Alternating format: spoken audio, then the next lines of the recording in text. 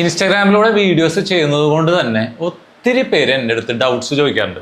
അപ്പോൾ ഡൗട്ട്സ് എന്ന് പറയുന്നത് പ്രത്യേകിച്ച് പുതിയതായിട്ട് ഫോട്ടോഗ്രാഫിലേക്ക് വരുന്നവർ, അമേച്ചേഴ്സ്, ഹോബി ആയിട്ട് കൊണ്ടു നടക്കുന്ന ആൾക്കാരൊക്കെ ചോദിക്കുന്ന ഒരു ചോദ്യമാണ്, ഏത് ക്യാമറ വാങ്ങിക്കണം? നിങ്ങൾ പുതിയ ക്യാമറകൾ പ്രിഫർ ചെയ്യുന്നതിന് മുമ്പേ സെക്കൻഡ് ഹാൻഡ് ക്യാമറകൾ പ്രിഫർ ചെയ്യുന്നതാണ് നല്ലത്. അതിനൊരു കാരണമുണ്ട്.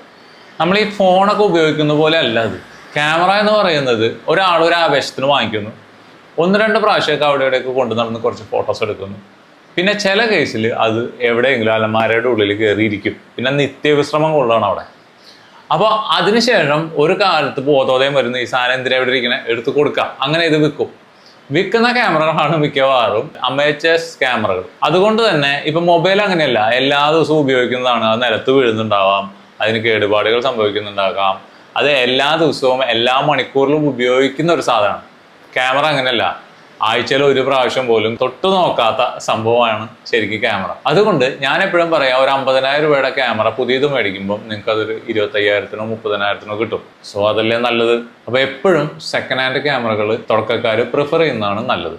അപ്പോൾ നിങ്ങൾക്ക് ഒരുപാട് കാശ് ലാഭിക്കാൻ പറ്റും.